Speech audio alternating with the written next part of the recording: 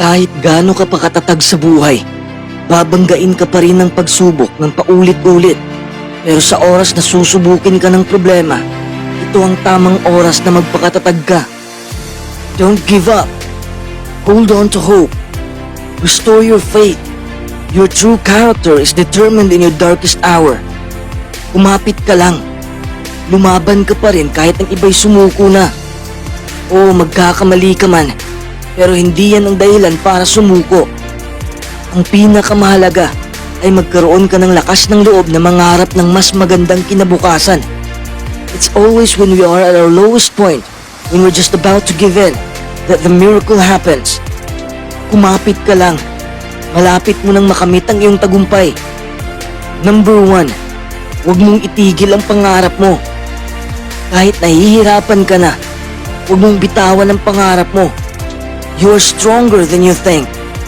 Alam ko na kapag nahihirapan na tayo, mas madali nating maisip ang pagbitaw. However, nobody's gonna benefit from your gifts if you decide to give up.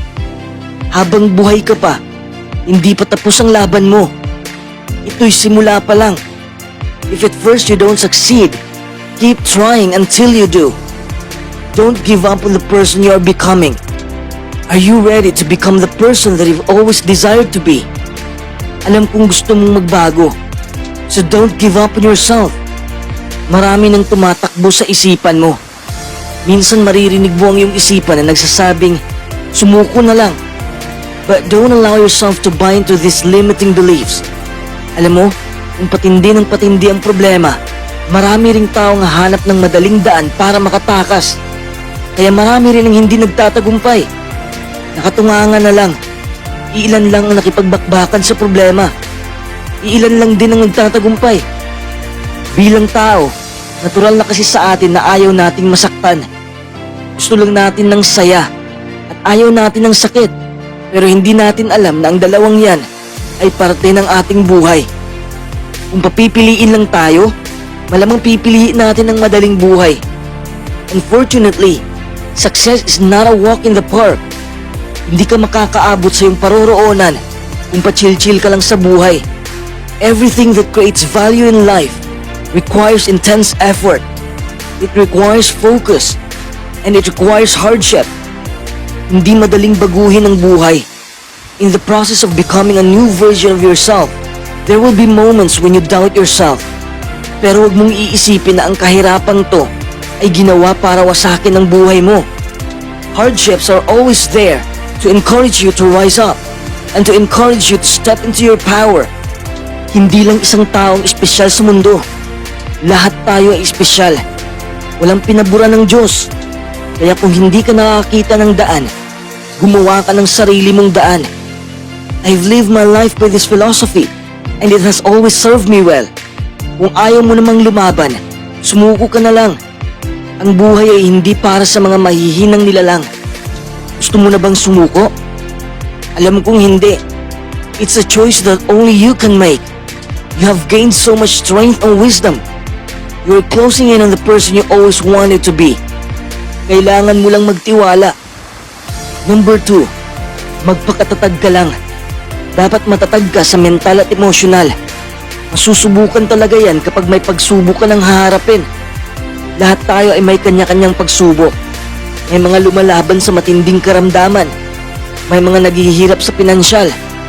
May halos mabaliw na sa problema nila. Hindi natin ito matatakasan.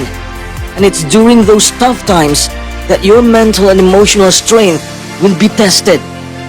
Kung kulang ang iyong katatagan, ang mga pagsubok ngayon ay magdadala ng kadiliman sa buhay mo. It will likely fill you with self-doubt and anxiety. Those uncomfortable feelings can lend way to negative thinking, and negative thinking will affect your behavior. Sa kalagitnaan ng matinding sitwasyon, kailangan nating magpakatatag. We need to manage our thoughts, feelings, and behavior. Paying attention to your thoughts, feelings, and behavior will help you emerge from your struggles even stronger than before. Para hindi ka masyadong mag-alala sa buhay, tanggapin mo lang ang realidad. It doesn't mean agreement. It's about acknowledging what is happening from a realistic standpoint. Kahit hindi mo matanggap ang nangyari sa buhay mo ngayon, kailangan mo pa rin itong tanggapin. Kung hindi mo tatanggapin ang mga nangyari, sinasayang mo lang ang lakas mo. Kasi kung tanggap mo ang mga nangyari, mas madali ka lang makapag-isip kung paano tugunan ang sitwasyon. Remember this always. Everything you are experiencing is giving you the strength and the skills you will need for that life you have been planning. Just trust the process. Number 3, gawin mo pa rin. Huwag kang matakot gawin ang gusto mong gawin. Hindi ibig sabihin na wala na tayong takot. Hindi naman mawawala ang takot. Pero kahit may takot ka, gawin mo pa rin. May madadaanan kang mga tao na walang awang babato ng mga opinyon nila tungkol sa'yo. Pero patawarin mo pa rin. Huwag mong lilingunin ang mga taong tahol ng tahol. Matatagalan ka lang sa paglalakbay mo.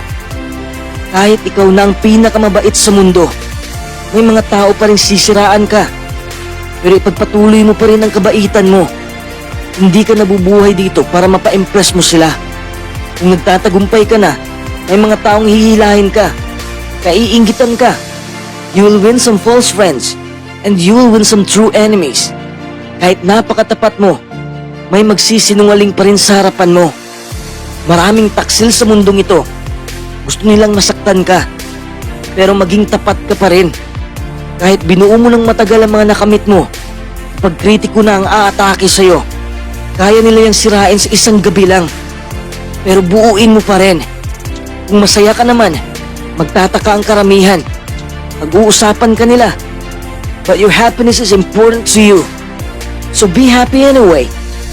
Kahit marami kang nagawang kabutihan, isang pagkakamali mo lang, nagiging madumi ka na sa mata ng ibang tao. Ganyan kabrutal ang buhay natin. But do good anyway. Marami tayong magagawa sa mundo. Kahit gawin mo pa ang best mo, may mga taong hindi makakatanggap nun. Sa tingin nila ay hindi pa sapat ang mga nagawa mo. Pero sa totoo lang, sapat na yun. Intensyon lang nilang pagurin ka.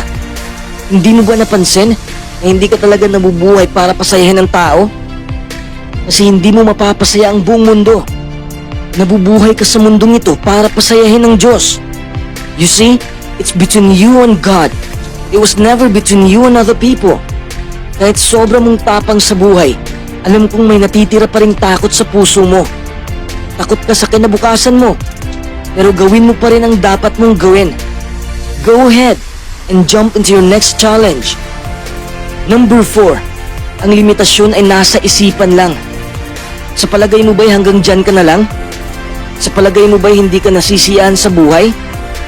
Naniniwala ka ba na may magagawa ka pa? Gusto mo bang magbago ang takbo ng buhay mo, pero iniisip mo na hindi mo magagawa? Lahat ng mga palagay mo ay nasa isipan mo lang. You can do something about it. You can take control of your thoughts.